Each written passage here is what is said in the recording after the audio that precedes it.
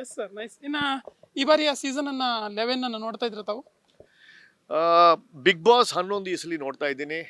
ಸಾಮಾಜಿಕ ಹೋರಾಟಗಾರ, Facebook lawyer ಅಂತಾನೆ ಫೇಮಸ್ ಆಗಿದ್ದಾರೆ. ಯಾಕಂದ್ರೆ ಅವರು ಕೋರ್ಟ್ಗೆ ಬರೋಲ್ಲ, ಬರೀ ಫೇಸ್ಬುಕ್ ಅಲ್ಲೇ ಮಾತಾಡ್ತಾರೆ ಅಂತ ಜಗದೀಶ್ ಅವರಿದ್ದಾರೆ. ನನಗೆ ಪರಿಚಯ ಅವರು.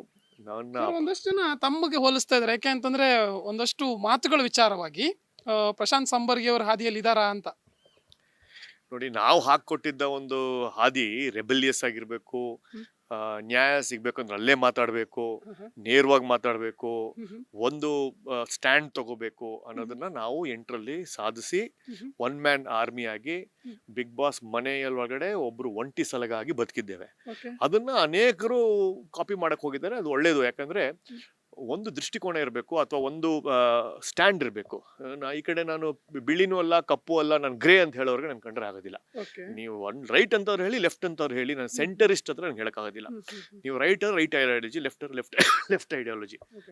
ಅದನ್ನ ಬಿಟ್ಟು ನೀವು ಹೀಗೆ ಸೆಂಟ್ರಲ್ ಇರ್ತೀವಿ ಅಂದ್ರೆ ನಂಗೆ ಕಂಡ್ರೆ ಆಗೋದಿಲ್ಲ. ಸೊ ನಾ ಯಾವತ್ತು ಒಂದು ಕಡೆ ಒಂದು ಬಲವಾದ ನೀತಿ ರೀತಿಯಲ್ಲಿ ಬದುಕೋದಿದೆಯಲ್ಲ, ಅದು ನಂಗೆ ಇಷ್ಟ. ಯಾರನ್ನು ನಾವು ಖುಷಿ ಪಡಿಸೋದು ಆಗಬೇಕಾಗಿಲ್ಲ. ನಮಗ್ ನಾವೇ ಸ್ವಂತಕ್ಕೆ ಬೋಪರಾಗ ಹೇಳ್ಬೇಕು.